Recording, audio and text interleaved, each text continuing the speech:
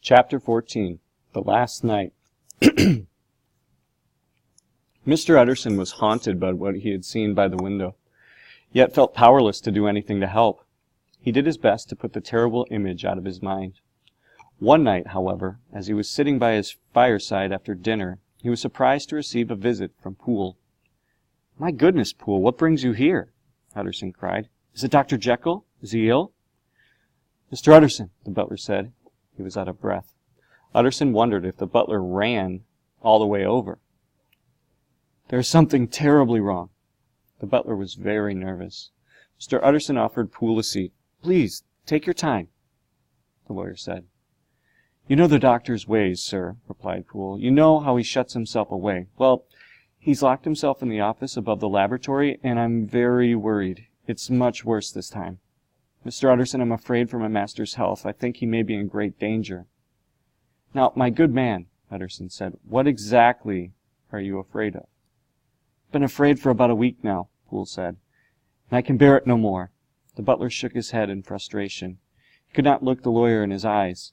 He sat with his hands on his knees to keep them from shaking. "I can bear it no more," he repeated. "Poole," the lawyer said, "you must tell me what's happened. Why are you so frightened for Dr. Jekyll?" "I think there's been some foul play," said Poole hoarsely.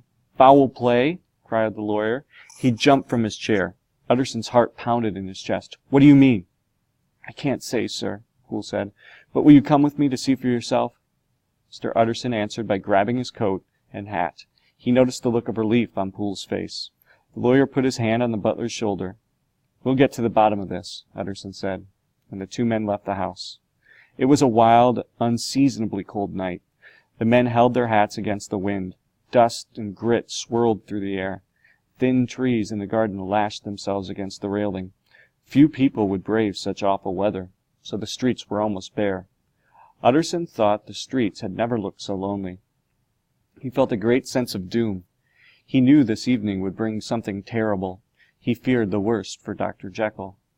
As they approached Jekyll's house, Poole took off his hat, despite the cold, to wipe his sweaty brow. Poole had been rushing the whole way, but now he paused. When he spoke, his voice was harsh and broken. "Well, sir," he said, "here we are. I pray that all is well inside." "Amen, Poole," the lawyer said. Poole knocked on the front door with a code. 3 quick raps, then 2 slow ones. The door opened only a few inches, and a face peered out. "Is that you, Poole?" a woman's voice said. "It's all right," Poole said. "Open the door." Utterson and Poole entered the front room. It was brightly lit by a roaring fire. All the household servants were huddled together like a flock of sheep. At the sight of Mr. Utterson, one of the maids began to cry. The cook said, "It's Mr. Utterson." She ran to him and threw her arms around his neck. "Why are you all here?" the lawyer asked. He sounded irritated. The servants should not be gathered by the fire in the front room. "They're all afraid," Poole said. The room remained quiet. Only the sobs of the maid could be heard above the roaring fire. "Jeremy," Poole said to a young man, "hand me some candles. We should deal with this at once." Poole's voice was sharp. His nerves were clearly rattled. "Mr. Utterson," Poole said. He took 2 lit candles from Jeremy and passed one to the lawyer. "Would you please follow me?" The butler then led the way through the house and into the courtyard.